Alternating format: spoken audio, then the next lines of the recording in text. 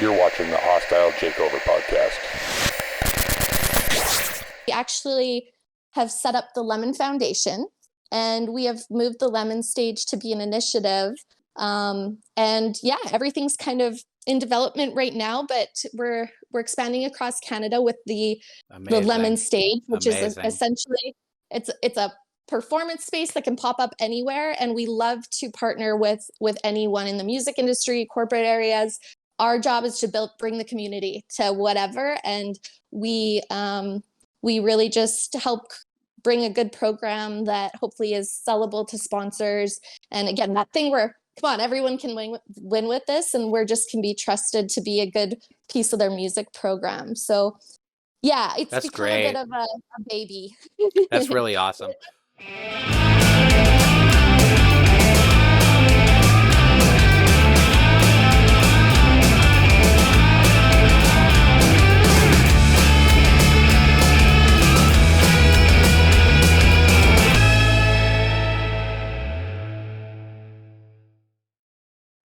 Jessica Lemmon, how you doing?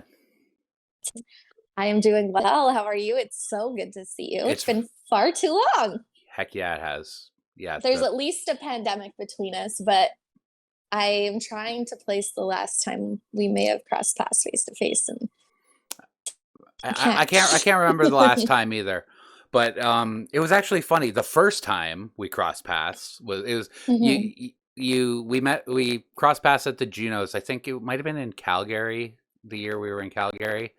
But we'd never met before. But when we did meet, you made a funny comment. It's like, oh, we kind of know each other already, just because we were both production managers and in the industry, and like you just know each other's work, right? So it was kind of funny to like just meet you, but already know who you were. Yeah, I remember that actually very well. I think we were at maybe it was an after party after the Juno Awards had taken place.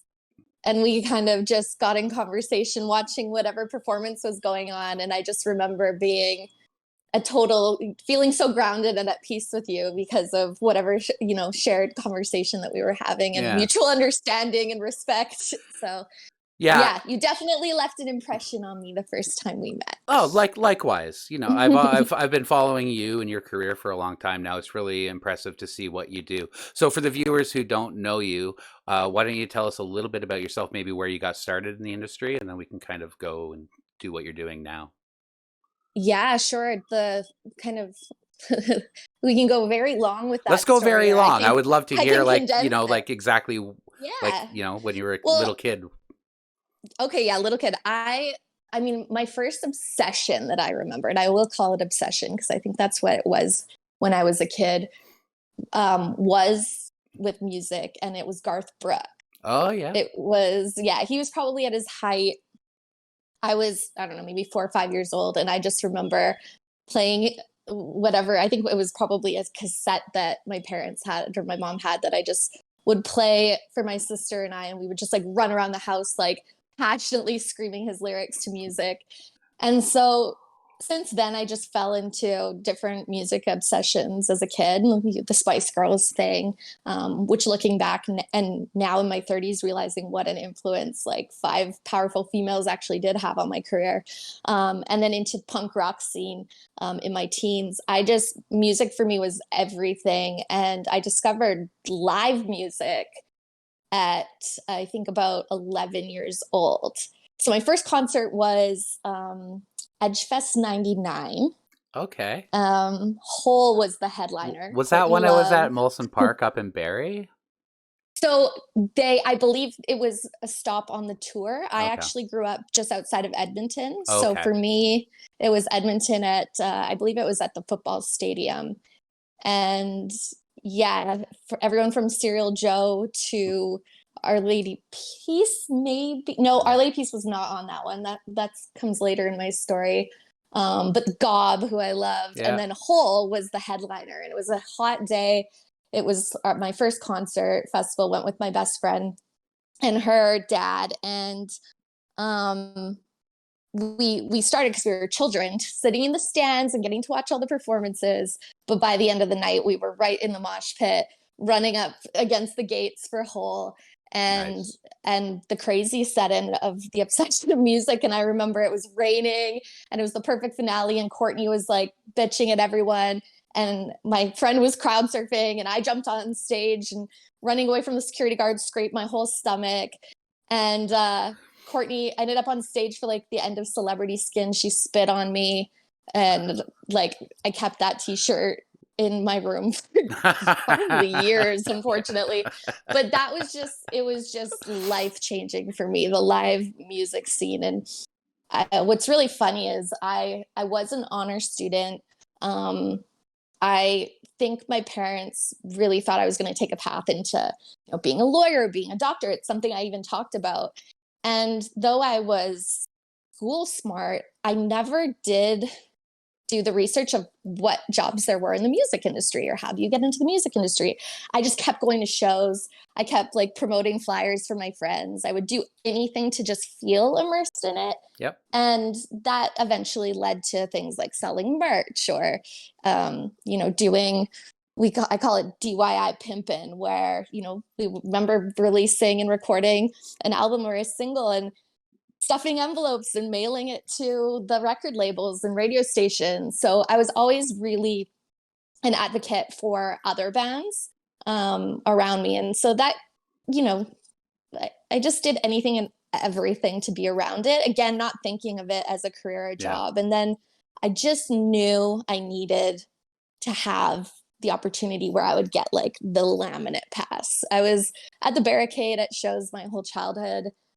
And I just remember always being so fascinated by, back then it was like very much the roadies, and is what my mom would always call them. And I just, again, it was a little bit obsessive in the way I would know the crew's name and, follow show to show. But it was really a life for me very young. I watched Much Music on TV.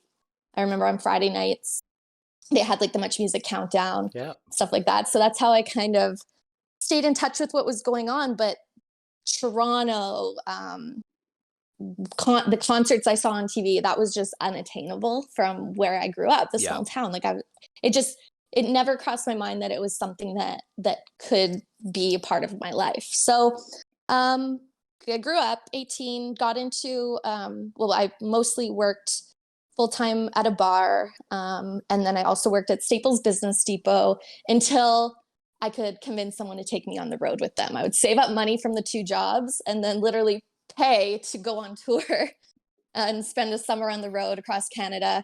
I would drive the van. So did the whole van and trailer thing. And again, it was just, the first time I was able to leave where I grew up. It was the first time I felt like I was experiencing just new culture from, the bands yelling from stage, "Where can I stay tonight? Does anyone have a couch we can crash on?" And just being immersed in the world in that way. So I think even though I love the music, I think I probably just fell in love with all of the new experiences I was having and the culture I was experiencing. So that kind of put me in a place where in Edmonton, people started to know me as the girl that busted her ass off, and I would get the jobs, and I eventually started doing things like working the door for promoters or the running gigs that we know with Live Nation. I remember the first time I got a Live Nation call to work it was a rock show. I was like at the bank, like in my car, like almost in tears, being like, "Oh my God, like I made it." So I was just, I don't know, it was just really magic for me at that young age. I discovered Vancouver through punk rock. I would save up money, take a Greyhound, go to shows. And once I discovered Vancouver, like it was over for me in Alberta. I was like, what? Yeah. There's like a bigger city, there's world out there. But then I also had enough intelligence where I saw a lot of people that I grew up with move to Vancouver and get spit right back at home due to expenses and couldn't find a job, things like that. So I knew Toronto had a bit more of a music community, and I made the move out there at about 26. Okay. No, 26, maybe younger than that. I don't know, 24, 25, 26, somewhere in there. And so that's where like I would say phase 2 of my music career began. Yeah. Very cool. Yeah. Yeah, I grew up in like the punk rock scene too, and like and Vancouver. Like Vancouver was the first city I went to, like after I like kind of got out of my hometown. And you know, Okay. I would hang out at the Cobalt and Yes. you know, get greasy in there and see all sorts of the shows like DOA and SNFU and Daglo and all Oh, I that stuff. love All those greats. SNFU. Yeah, they're fantastic. That's really cool. But like you talk about, you know, just the passion and like the obsession of it, Yeah. and like it seems like that's never worn off on you. You know, the shows you're doing now and the way you operate, it's clear that you really do care about the things you're doing, and you put a lot of love into it, and it's very visible. Oh, thank you. That's actually nice to hear. It definitely, things have changed a lot, but I definitely still feel that way. When I went to Toronto, I really thought, and I had everyone in Edmonton tell me, you're a small fish in a big pond there. Good luck. And I had a very much like, I'm going to prove it to you attitude that I will make this work. I did also expect to probably work 3 years in bars, slowly sell merch. Like I knew I had to find the community there. I knew nobody. I knew a couple people that I had toured with, but other than that, I just expected it to take a while. What I didn't prepare for was I ended up volunteering for CMW and Juno Awards, which we both know, in the first 3 months that I moved. And at the end of, they were kind of bunched together. And I think at the end of this at CMW, I had 3 full-time job offers. That's great. In the music industry. And I was kind of like, whoa. And what I realized is I had paid a lot of dues or just kind of earned a lot of experience in Edmonton that actually did put me above a lot of the others in Toronto. So right away, there was a need for someone with my experience and skill set. And it was so scary because in my head, I was going to be building my way up to a job. I didn't even really know where to start. And suddenly I had 3 amazing opportunities. One was working in a management company where Tragically Hip was managed.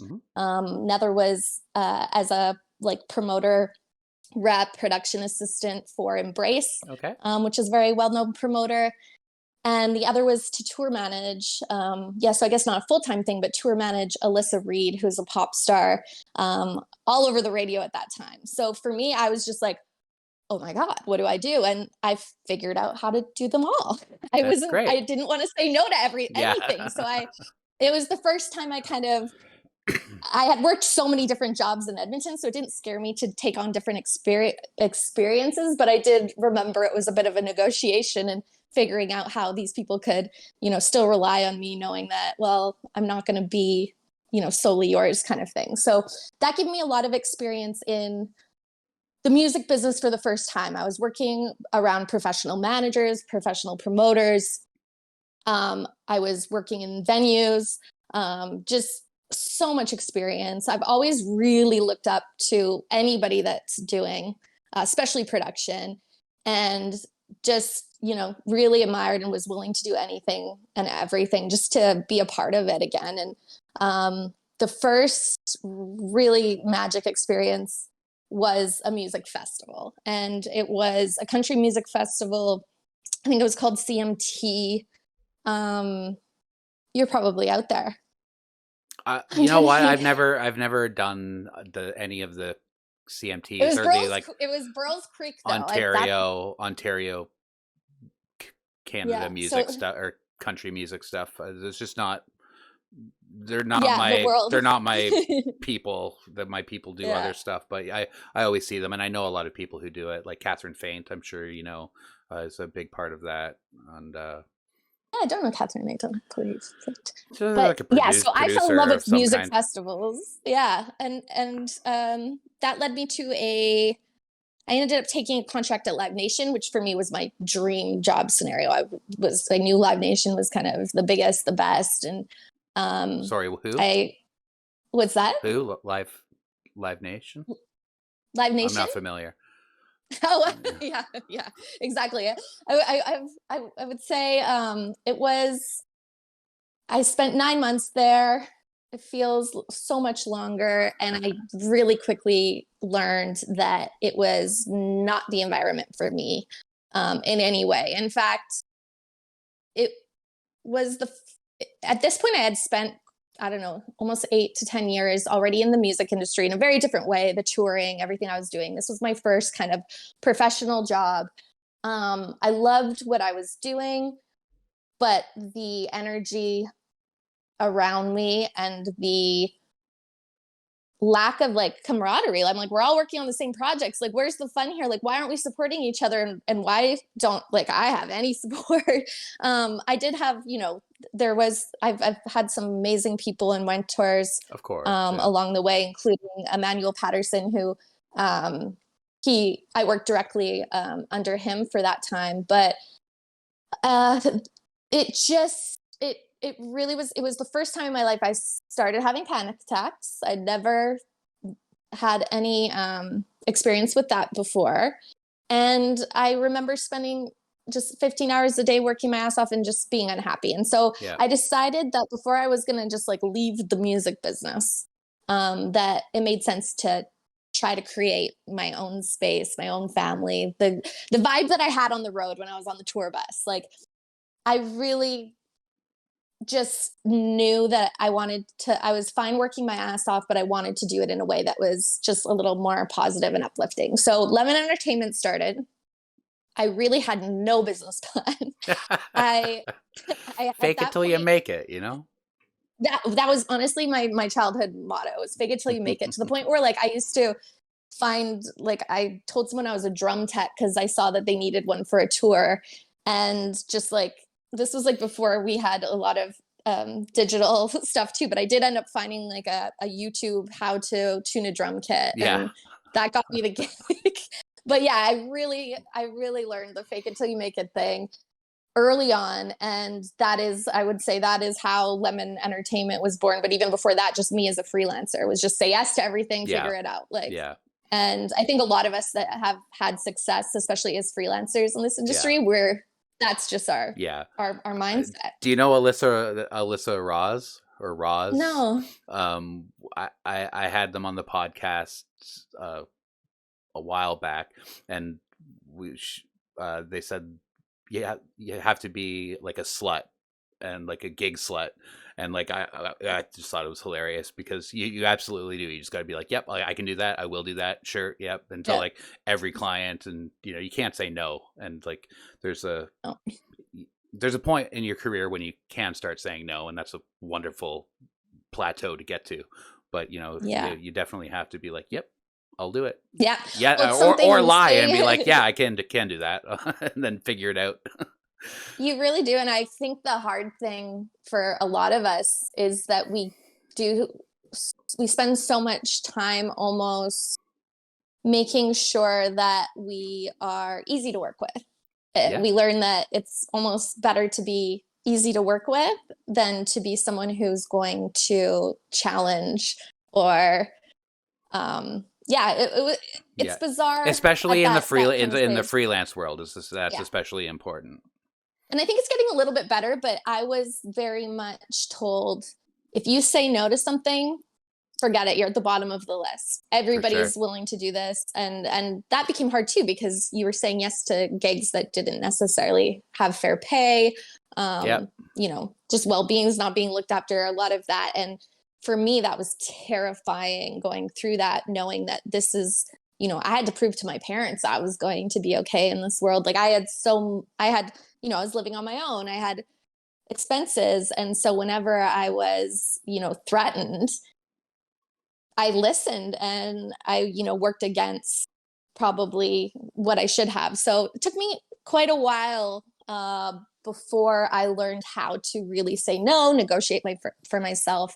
What I did do though, is I think early on, I very much challenged the norm. Maybe not to my employers directly, but I definitely was a shit disturber in terms of hearing, girls that were unhappy at their desk as assistants and just being like, leave, like, I know you want to be a freelancer, like, go do it. Like, I'm doing it. It's fine. Like, you're going to be okay. You're better than me. You have more experience than me. I see your work. I'm learning from you every day. Go. Like, I was just such a champion of everybody that was miserable in their jobs. Fuck yeah. And I'm proud to say, like, a lot of those people are kicking butt now and really did, end up taking the path that they always wanted to. So I remember, especially with the women in Toronto, being, I think because I wasn't from there, I didn't grow up in it. I was a fresh eye, that I was very much like, like, I don't care that you're doing it this way. Like, let's do it this way. So yeah. And so Lemon Entertainment really started when experiential marketing was becoming fairly popular. Yeah. I learned how to speak rock and roll. And I think one of my biggest skill sets early on was learning how to talk to technicians. Yep. And how to empower an audio engineer and how to respect a lighting, like an LD and stuff. And so I started getting the gigs where I was responsible, and those guys were like, look at me. I was young. I've always looked young. I'm a female. I've got, decent gigs, but I knew how to dress up for corporate and translate, and I knew how to use my team. And I would say, like, probably some of the funnest years of my career were managing, like, mod club size rooms. Yeah. Where you really are in touch with your whole team. Yeah. Same with the buses. Like, touring, I love a tour where everyone's on the same bus and you're all kind of working together. But I spent a very short time there. I ended up going into a lot of larger scale stuff, and that's a little bit because I needed to figure out how to do what I loved as a career. Yeah. And I learned where the money was and how to position myself to get it. A big one was just making sure Lemon Entertainment had insurances. I learned, you see our industry, we all are putting ourselves at risk half the time. Yeah. We don't know that if we get in a car accident with our van, that we're not protected necessarily. There's so many kind of holes. And in working with the corporate, I started to learn about procurement and how they look to make sure that they're protected and the partners they work with. So I think something that was an advantage to my company early on was the fact that I spent a lot of time and invested in making sure that we were set up proper as a business. Yep. And that, I think, helped me get some of the opportunities that I was able to leverage and profile as something that, was probably beyond my experience, quite certainly beyond my experience at the time. But again, I really knew how to bring in the right people for the areas that I didn't know. Yeah. I found the same when I incorporated and started doing bigger stuff. And like, it's the same as like, like bullshitting yourself into like a drum tech gig as it is bullshitting yourself into some corporate event. It's in my career multiple times at multiple levels, I've gone in way over my head and just learned on the fly, and knock on wood, it's gone well. But what you don't realize is, like, most of the people we're working for, they don't know anything either. Exactly. Once you can kind of get comfortable there and realize, the worst that's going to happen is a big no here, it's worth kind of, going for and experiencing. For me, I found what happened for me is my dream when I moved to Toronto was what I saw in Much Music. It was working a music festival, and it was touring on a bus. Those were unattainable events for me. That was what I was going to work my whole career towards, but they happened quick. Yeah. And when that happened, it was like, ugh, now what? Like, I know I did it. I'm so proud of myself. I loved it. But I think what I observed was the people that I was around that had done it again and again and again, none of them were happy. None of them were healthy. I was able to kind of see years ahead of myself and be like, I don't want that for my life. And I think that was, again, my mental health really suffered through my late 20s. And I think it was just because I was starting to fall off my path. Mm-hmm. I learned how to create opportunity for myself. I learned how to appear successful. I was, dying behind the scenes and giving everything I was getting to make sure that I was fulfilling any, commitment I took on, and learning along the way. But I think the hardest part that I didn't realize till years later was that I was off my path, which for me is very much being a lot more connected to the artistry and the talent side and the music and everything that I was still working with. I was working with, major artists around the world. We should probably get into that story. That's an interesting one. But everything appeared to be so perfect and good. And everybody around me was like, oh, wow, we want what you have. And I just was. And that ended up getting darker and darker and darker until I really started to make a change for my life. And now that I think that's just a very interesting thing when you don't set your goals high enough. Yeah. Or you don't take the time, because as you know, our business gets so just like, you just go, you're just in it. You just keep going. You don't really have that time to like connect with yourself and understand what's next. And then you also have a lot of people who start to put you in a box and like label you and give you opportunities for what they think you are. You definitely get pigeonholed. If you do something well, you definitely get pigeonholed into something, and they, that's all you are. They don't see you as anything else or anything more. Yeah. So, I mean, I had I started to like have a really rough go in Toronto. When Lemon Entertainment launched, I was a small business. I had an office in the Great Hall. Oh, yeah. And it was really, really tough. I was used to being a freelancer by myself, and everyone loved Jessica Lemmon. I got gigs, I showed up, I knew, but suddenly when I was a team, I realized, oh, like, I'm not welcome anymore. Like, and everybody that I like thought I had these great relationships with were kind of floating away and around me. And it was so confusing. And again, when I have that passion you spoke about, like, I just want everyone to win. I just want everyone to collaborate. I want to give everyone more work that I know they love to do. And I kept putting myself in a position that I was hearing everybody's wants and stuff. And so then I was putting myself in a position that I could do that. And then that wasn't really, I was like losing the people I cared about the most in the weirdest ways. And that was not really confusing to me. And then luckily at the time, I would say the next kind of dream I set for myself just before you go on to the next thing, do you think in hindsight, as you grew, because you're very into your personal relationships and that connection and that like cooperative work environment, do you think that as you kind of grew and brought in a whole team to take care of these things, and it wasn't just Jessica Lemmon doing these things, that you mentioned that you were kind of like straying from these relationships and a little bit. Do you feel like in hindsight that it was just growth and you still had that, or do you feel that with the growth you couldn't, put forward your, I guess like passion, like best work, best self? I think it was definitely probably a combo. There was some of it that was more, I think because I couldn't, I never knew how to define myself beyond, I got this. Yeah. It was just, confusing for anyone to take a risk with me. And then the other, over time, it was actually, so much of the company I built the first time was a lot of juniors. My favorite thing to do is mentor. I never had one when I was coming out. Oh, you didn't? Jeez.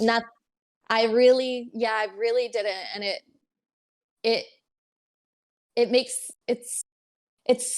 I learned, I would say I took the most out of like female front woman and rock and roll and stuff. Probably the interviews I watched, the press, like that's what really drove me. But I really didn't have anybody for a long, long time. And so when I started Lemon Entertainment, I took on a lot of people that probably reminded me of myself, and nurtured them and gave them opportunity that made it almost too easy though. I learned like I made opportunities too easy for a lot of people. And they didn't have perspective. Mm-hmm. And that ended up working against me. And I also ended up carrying the weight of where they didn't have experience. It had to be me. So it was not a sustainable way to grow a business by any means at that point. So that definitely has something to do with it as well. Me myself, I didn't even really know how to define what it is that I did. It was after about 4 years of working internationally as a producer for large scale outdoor music festivals that I finally like had a specialization and a niche. So producing outdoor events, large scale events, that's something that I'm very comfortable with. Designing sites, international business, managing large scale budgets, working with multiple stakeholders, agencies, creative. I got a lot of experience doing that and got very, very comfortable doing that. Took the international experience back to Canada, was stoked. I knew I had all of this. And then same thing, I couldn't figure out how to work with that skill set here. Yeah. And so that's what, my makeshift tripod. Your tripods?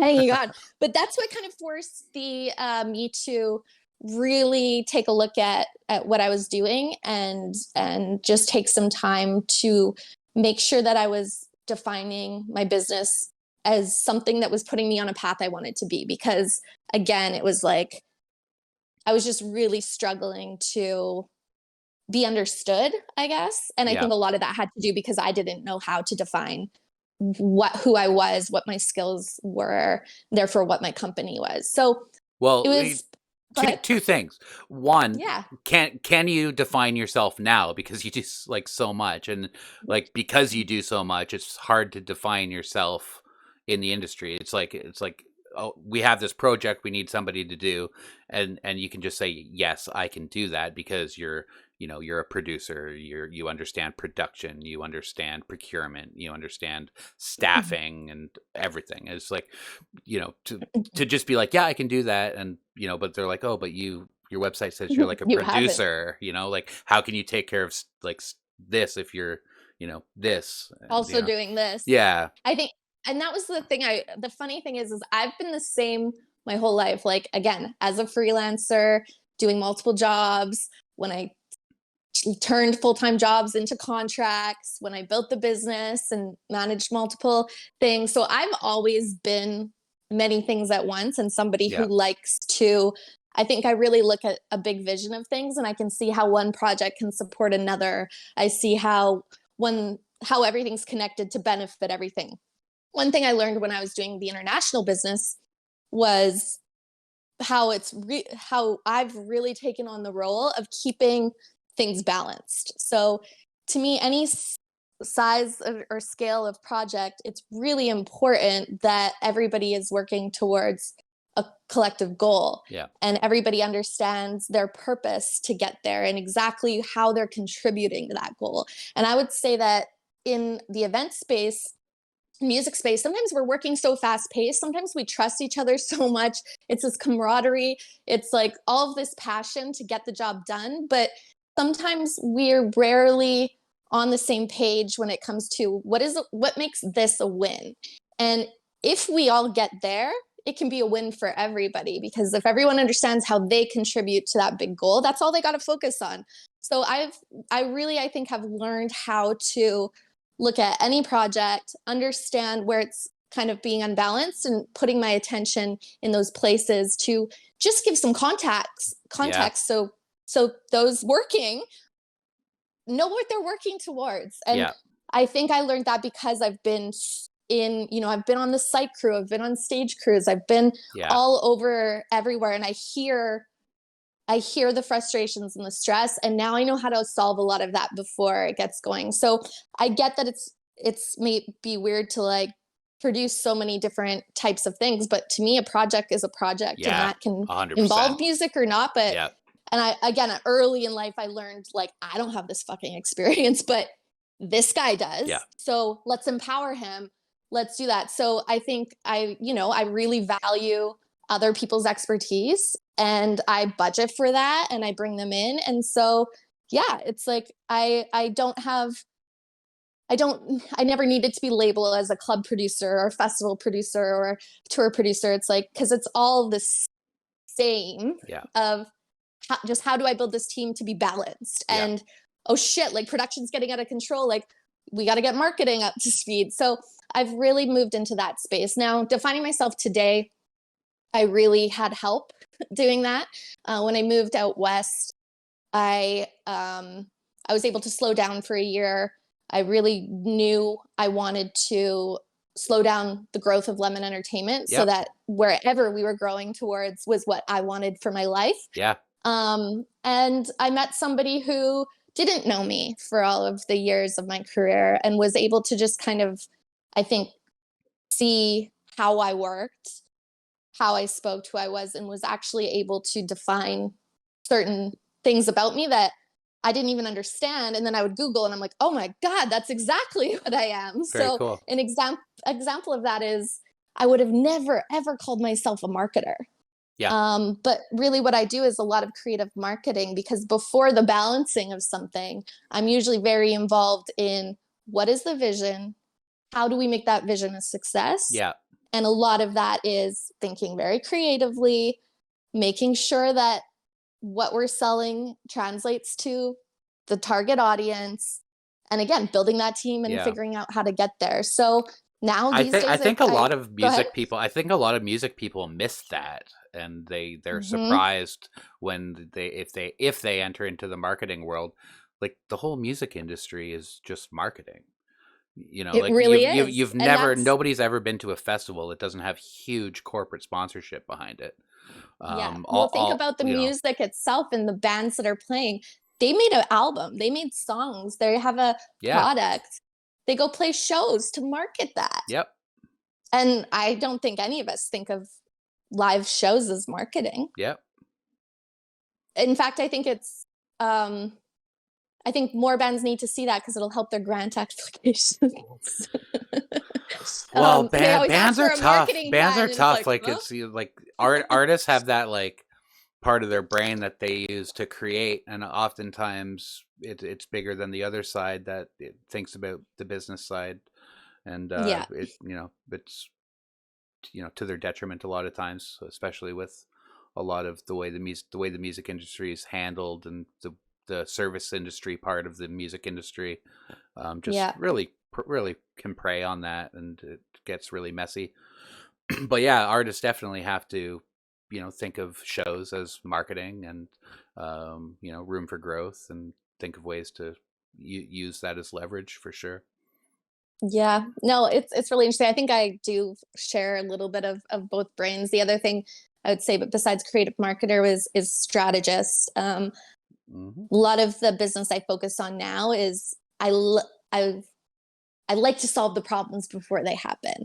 So we spent 10 years as a white label company, Lemmon Entertainment, where we were executing other people's projects. We were brought in as, like, producer, here's the goal, like, here's the vision, here's what's happening, here's your budget, go. But what I found was that I was often in a position where it wasn't possible. And that had to do with, maybe wrong stakeholders involved, wrong budgeting, wrong all sorts of stuff. And I just had to keep living that out again and again. And I found that was going to just hinder growth for myself. And so never did I think Lemmon was going to be Lemmon Entertainment all over the place, and really putting my name out there. In fact, I've hid from it. I never wanted to have yellow like in the brand, but over the pandemic, I did see the space to kind of transition out of that white label role that Lemmon Entertainment played. And now we're working, we've really defined our way of work, and are really focusing on media and entertainment projects at a much different level, where now I can partner, I can use my expertise, my team's expertise, our network, and and help solve problems before they exist. But that's what we're bringing in partnership to the events that we do. So we still do a lot of the exact same kind of business. We just try to get involved earlier on in the planning stages than simply execution. That's really cool. I wanted to go with Northern Lights. I really wanted to go in that same kind of direction, but I never got there with Northern Lights. I was always the production guy. But you're very much in the hardest market to do that. I think for me, even, I had to leave Toronto before I really was able to escape that as well. Because like, plus you got hit with a pandemic. Yeah, that too. But I think I felt the same way you did a lot when you're in that like producing or producer role or production role where you're managing other people's budgets and you're that middle person between. It's frustrating because you're just getting pulled both directions. So to kind of get on board earlier with a project is something I always really wanted to do, because then I could have those initial budget conversations and then like steer the ship towards getting that funding somehow to execute it, instead of just, relying on like somebody like me to painfully go through it, and all the vendors to painfully go through it, like maybe not have their profit be as high, because you're whittling them down.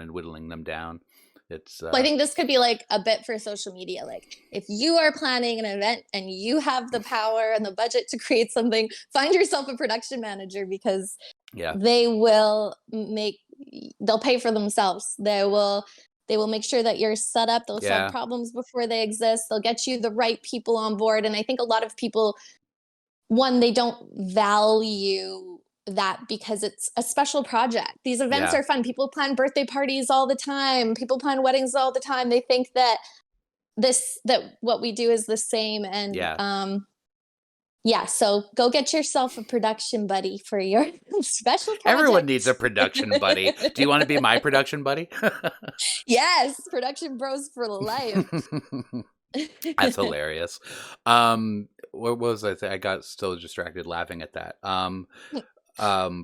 That's part of my pitch whenever I get approached by a producer. It's like if you hire me, I'm gonna pay for myself, and I'm gonna, and I find ways to do that, and people get it.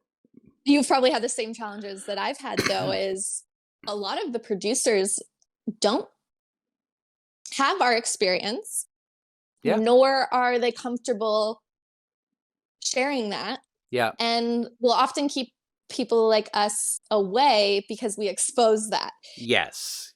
For sure there's some like gatekeepy shit that goes not on, in a nasty way by any means, but just in a way that they know that it's their job to do X, Y, and Z.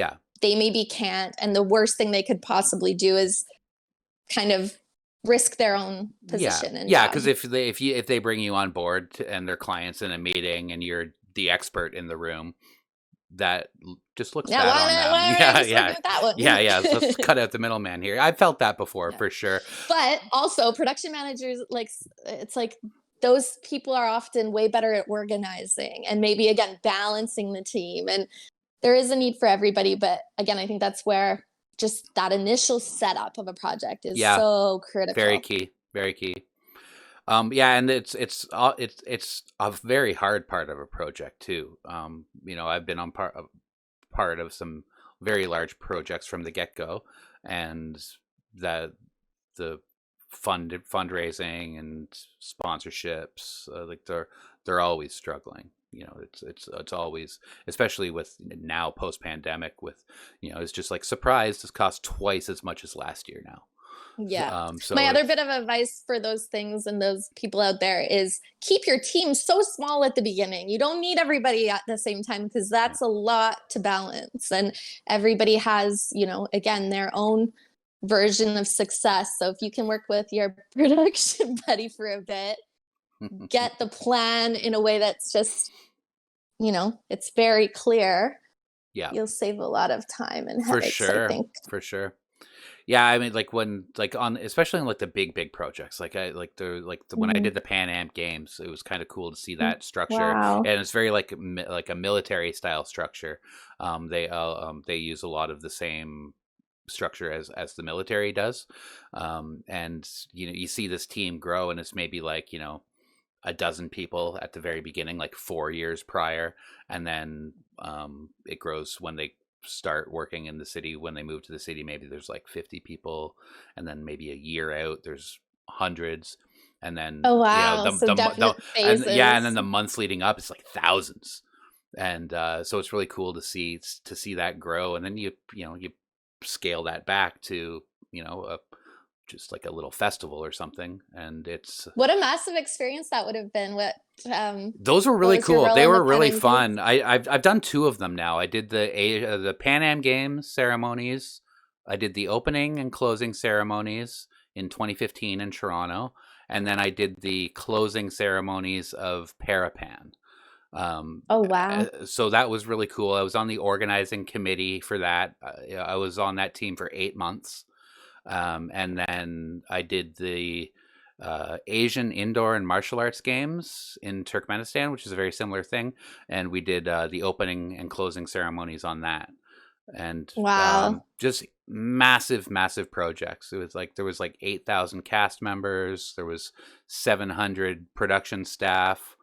There was camels and horses and dogs and What an pyrotechnics, and yeah, it was experience. wild, man. It's like absolutely wild. I won't get into like the boring techie details, but like next time we sit down, I'll tell you about the craziness of the weird The camels. That's the camels. Yeah, there's lots of camel stories.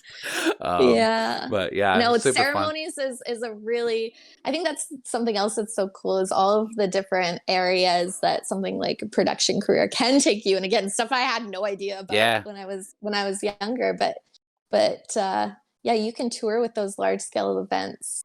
yeah. That's a big career in itself and a way to see the world. Yeah, it's pretty neat. It's a different, like, because I came from like rock, like I had a little bit of theater experience in like Okay. production and tech, and then I got into more music, and then 2015 was like the first kind of eye-opening experience that there were these different kinds of events and larger scale events, and like the teams that I was working with and the producers and production people, like they literally just go around the world doing these sporting events, and it's a very like clicky little world. And they do the Super Bowl halftime show, they do all like those big like outdoor Canadian classics like hockey, when they do the hockey in the big stadium, all that kind of stuff. It's all the same folks. It's like if you think the music industry is small, it's the same with that. It's all the same people. Like that, the people I worked with in Toronto, there were hundreds of people in Turkmenistan doing the Wow. Asian indoor games. It's pretty neat stuff, man. It was a lot of fun. Big, long. They were long projects. Those are the longest ones I've ever worked on. Hmm. 8 months to a year. I think that that's one thing too that I've recently, well, it's been a while now where the new rule is no more one and dones and one offs. And Yeah, same. it's because and it's why I kind of almost envious of venue owners is there's something that's so neat about being able to just better your system and your operation and build something that has a little bit of cred and longevity and things like that. So Yeah, I've spent most of my career doing something that you worked those long hours, those long days, and build an insane beautiful site, and the kids come and the music plays and the pyro goes and then it's all knocked down and you're like, what? That's it. So yeah, yeah, I'm trying to work. We're actually developing some of our own projects now so that we can kind of control their lifeline. It's not, and it's not my clients that get to. What I found is I was working in a lot of corporate, and people get fired or promoted every 2 years. It's yeah, like it was a rule with one of my clients. So yeah, no matter what, you had a kind of year. You got you were able to make some 1 year improvements, and then somebody else wanted to come in and put their stamp on things that just changed the growth. And it was so sad to watch these because I'm like, you don't even know what you have. It's so special. Keep yeah. growing it. But so yeah, now we're building a few projects on our own. Something that just that's we're really passionate about is Lemon Stage, that started with the Vans Warped Tour, and when I was at Live Nation, we brought that back over the pandemic, and I we're actually noticed that. already I was yeah following that, so that was cool. it's Talk about that, please. Talk about Lemon Stage. Yeah, sure. Well, it for me it's really interesting because again, it's not something that was ever planned, but when Lemon Stage, or when the Warp Tour finished up, the project kind of just finished up. It was always a stage for Canadian artists playing when the Vans Warp Tour came to Canada. And we did a few special projects where we took the bands to Buffalo and gave them some experience. And it, what was really interesting, it was really before digital media or social media was, as popular and people were as engaged as today.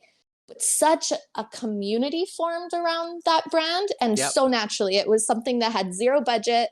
I ended up investing, some of my personal money just to keep it going and give the opportunity. It was such a reward when I was doing the corporate projects to have something like this that was so close to my heart. I used to tour in bands, like, and that was the show. Like, if we get the Warp Tour, like, so I knew how important it was to those bands. So it was great to keep alive. And then when the Warp Tour stopped touring, naturally that was it. Like, we just didn't even think twice about it.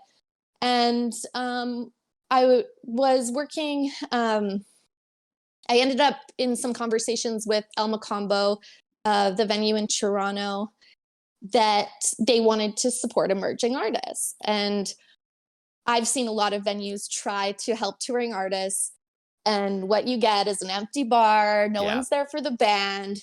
It's not successful for anyone. So I was like, define a day a month where the bands knows that's their night, and they can plan their tours, and you can build a local scene that comes and checks things out, and it can be a success for everybody. And I used the Lemon Stage as an example, as something that cost nothing to get going. The community was there, and they were like, we want it every week.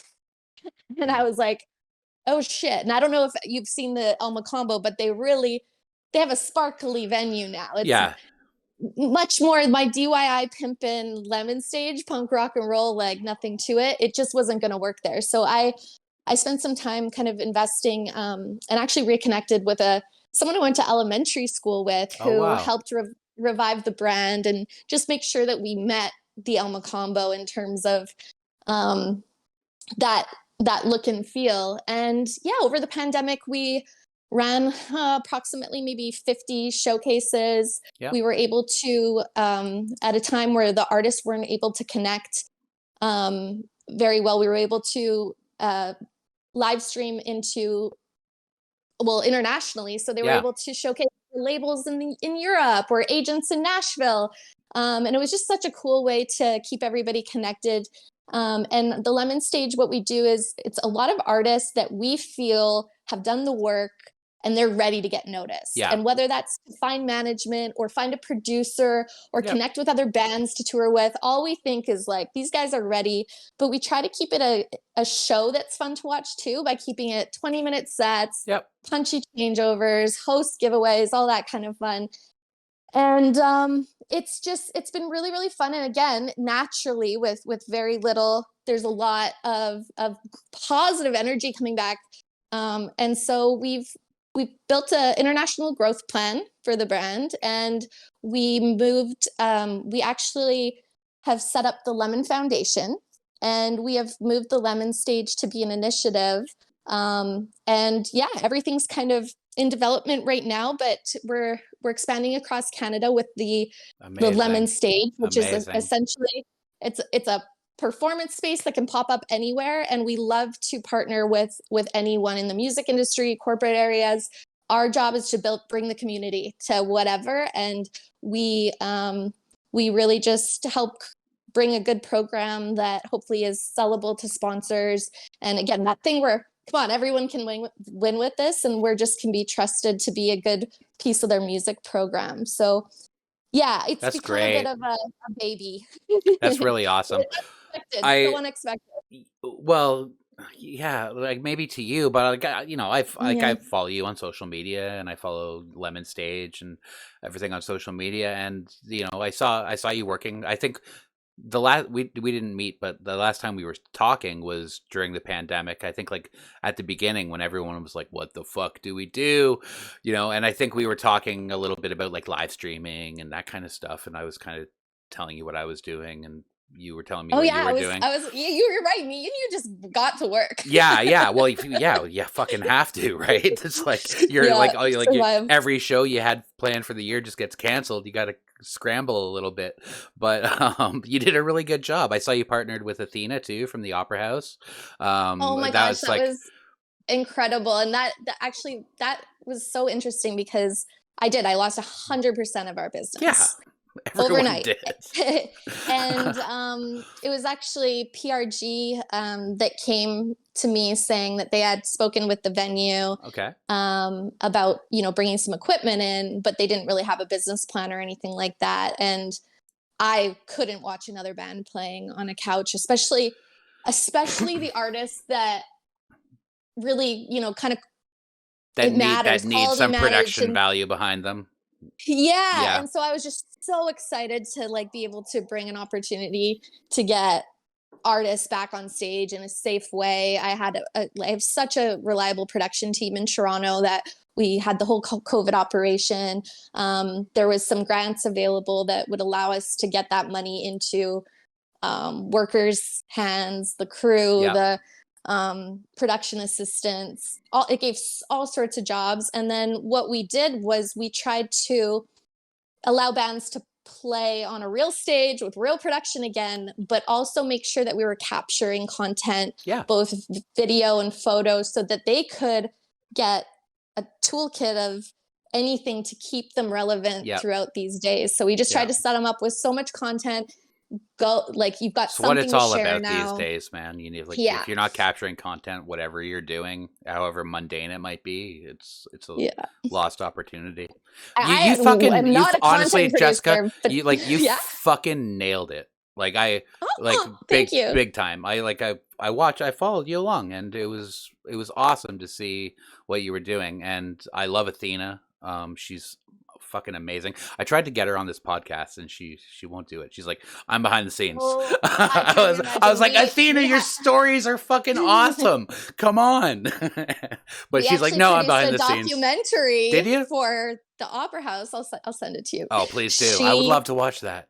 And it was like, I was like, you have to be a part of it. Your family, like everything. So we actually were able to get her on camera for that a little bit. I mean, that's Awesome. not me. That was our kick-ass content producers that somehow made it happen. Awesome. And I know she left the building and ran away too, but yeah, it's that she's definitely got a lot of stories. Actually, she was one of the first women in the music industry I ever came across. Okay. And I was at the Opera House for a site visit for a show that I was PAing on, and she terrified me, but I also like I just both her and Vanessa Arscott, who I know I love her. Queens, like just Queens for sure to me. Yeah. So yeah, it was pretty special to be able to have that opportunity for sure. Yeah, that's so funny. She scared you. Like I remember the first time I met her, and I was like, who the fuck is this awesome woman? Like she was just like she's just fucking amazing on every level, professionally, personally. Yeah. She's such a good hang. Yeah, she's great. And it was really cool to see you guys working together through that. Music and artists, like she really cares about that. And yes, that's that same philosophy that you have. And it is. You're very right. So let's get into the foundation work, because I think that's super cool. Tell us a little bit about that. And I know you've done some other stuff too. You're a board member. You were a board member on Over the Bridge, which is an amazing. Yeah. I currently sit. Yeah. Oh, and then finish Over the Bridge. Sure. But I currently sit on. Let me show off my awesome research and interviewer skills. And CMI. Correct. Yeah. So you sit on those boards, or have sat on Over the Bridge, and you currently sit on the CMI board and the Lemmon Foundation. So let's talk a The little bit CMI about board, those. I just had a board meeting this week, and I'm the one that messes up all of the meetings. If you've sat on a board, you know that nonprofit meetings are no joke. You you need to vote on every matter, and I'm a little too rock and roll to do a show with that. So, but I love it. I've learned so much by sitting on these boards with just such a variety of people that all have that, a common goal and want to contribute to something like that. And really, I I naturally give a lot in my day to day business and practices. I choose projects now. For a long time, I didn't. For a long time, I was running parties and watching kids roll out on stretchers from overdoses, and it was terrible. I just really made a shift about, I don't know, 6 to 8 years ago, where it was like, I need to put my time and energy in projects that are just a little making a difference somehow, somewhere. Yep. And so it was really, once I started kind of learning more and more about the not-for-profit space, I learned that it's a much better way for us to grow something like the Lemmon Stage and all of the initiatives that and services we have been providing as Lemmon Entertainment, such as mentorship, coaching. I do a lot of one-on-one mentorship or even strategy development. And so what we've built the Lemmon Foundation for is to really, what I kind of noticed, especially over a lot of pandemic research, was there's a lot of us out there that want to improve what's going on in the entertainment industry. For sure. We've all lost far too many of our friends and our colleagues to, everything from just like mental health to physical health matters, to simply something like a pandemic taking our jobs away and us not getting the support that we deserve after the grind that has been given to our craft. And that, I think, just has a lot to do with the technology that changed our business. It all has happened so fast. Nobody's learned how to make the adjustments. The pace is changing. Yeah. There's just so much at once, and there's a lot of organizations, and there's a lot of individuals, and there's a lot of leadership that are trying to make a difference. The biggest For sure. thing that is happening is nobody is aligned or really working together. There's not a collective standard. Yeah. So what we're really hoping to do with the Lemmon Foundation is just a bunch of research that hasn't happened yet, because you just can't find the data online to kind of prove some of these things. You've probably noticed. Yeah, for sure. Yeah. And then be able to kind of lend that information, expertise, work with a collective of organizations and human beings to just, help build the resources, help build the standards that can level us all up together. Yeah. So there's a lot happening behind the scenes for the Lemmon Foundation right now. Actively, Lemmon Stage, which is support to the music community. We really start with, we call it Lemmon Stage Ready. It's kind of a way that an artist can work towards getting to a place where they can play the Lemmon Stage. Yep. And from there, the opportunities are endless. So that's active. And then you might have seen Fit on Tour. I have. Yeah. Which is something that started just really organically, of touring so much, feeling like shit on the road, being like, why aren't we walking to site from the hotel? Yeah. Why aren't we trying to do, anything? And for me, it was, I worked with so many people that felt like we all had to be together drinking beer on our day off, or we weren't going to be accepted in the job or on the roll. And so we just started, being shit disturbers and just be like, no, let's go throw a football. Let's go for a run. And it was crazy how many people kind of joined naturally. So we've developed that into a larger program for the entertainment industry. For Fit on Tour, this is years ago. I met a guy, what's his name? Rob. I can't think of his last name right now, but he played with Frank Zappa, all through the Frank Zappa heyday. and he's probably like I don't want to say how old he is, but he's much older than I am. But he came out with this workout video called "How to Look Great Naked at Any Age," and Nice.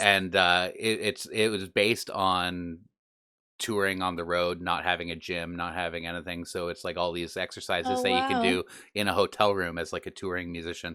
It was really, and when I first heard about Lemon, or not Lemon Entertainment, about Fit on That's where your Tour, head went. yeah, I was like, wouldn't that be like such an awesome like little marriage?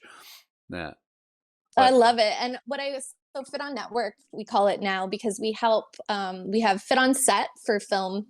okay, And yeah, like film sets. We have Fit On Site for us festival producers. yeah, Fit On Stage for the theater community, and then Fit On Tour is really for music and those that wow, are traveling about. So lots going on there. And I think for me, when I was dealing with severe depression and anxiety, mental health stuff, I've had a really hard time finding resources that understood our work and yeah, our business. yeah, I find that for people like us, it's really hard to accept help, ask for help, know that we need help. yeah, And to get there, then to ask for help, and then seeing that there isn't help because they're just not relating to you. That was really, really scary. And I know it's something that a lot of people that I know have experienced. yeah. And I So have myself, but yeah, yeah, it's way too many of us. And so we're working to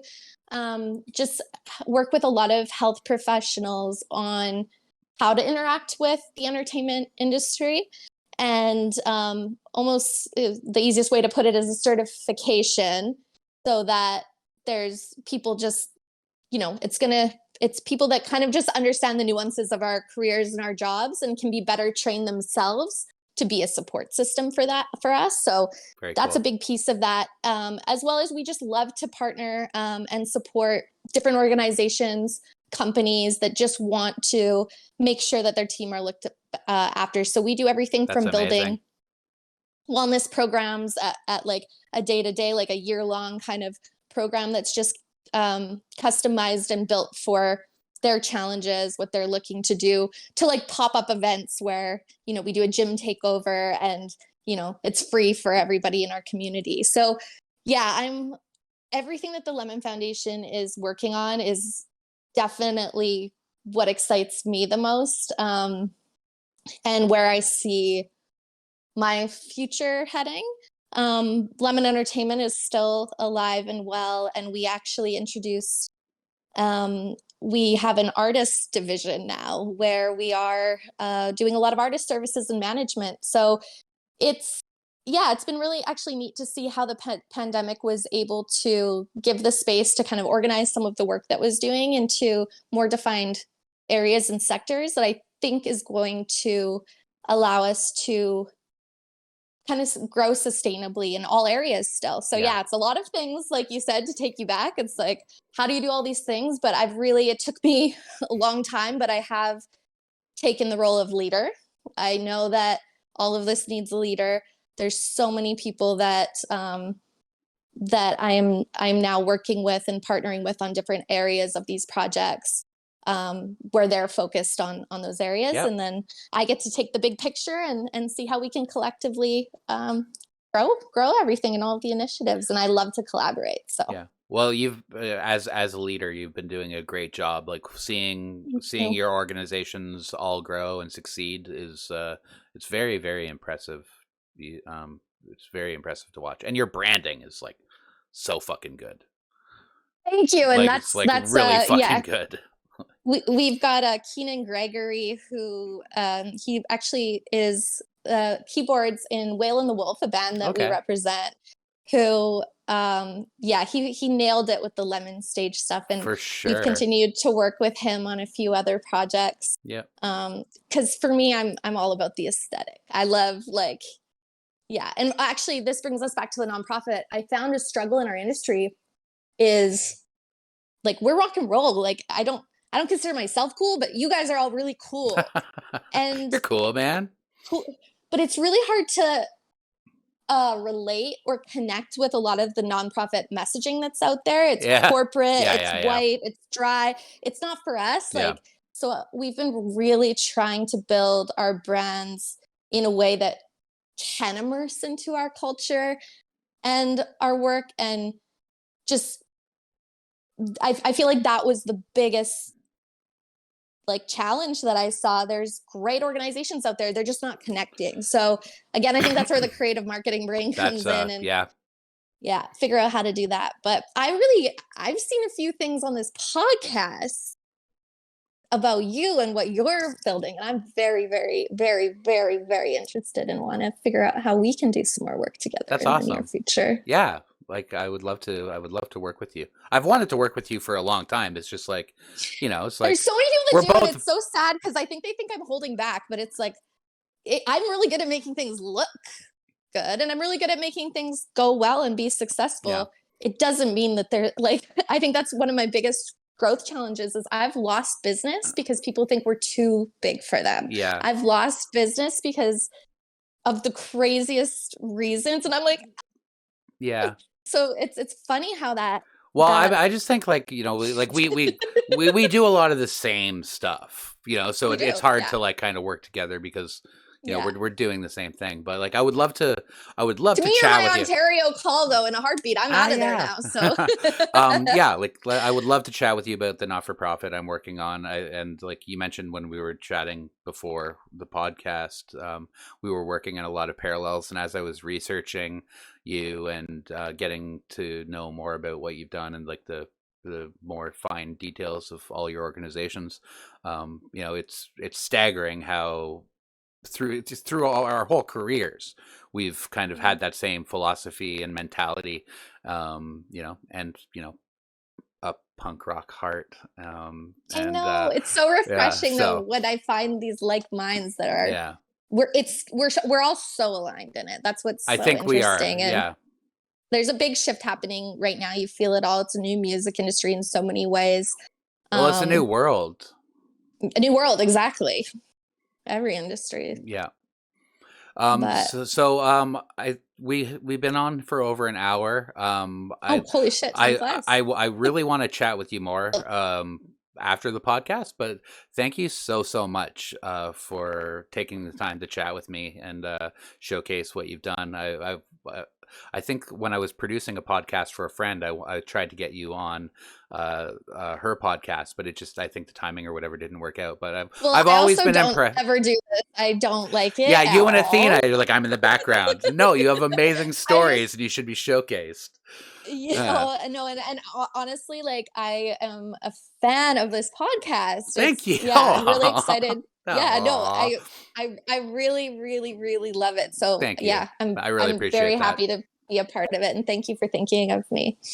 All right, well, Jessica Lemmon, again, thank you so much. If you don't know who Jessica Lemmon is, please go check out her links. All of them will be in the description in the video. And thanks again, Jessica. Okay, thanks everyone. Bye. Peace.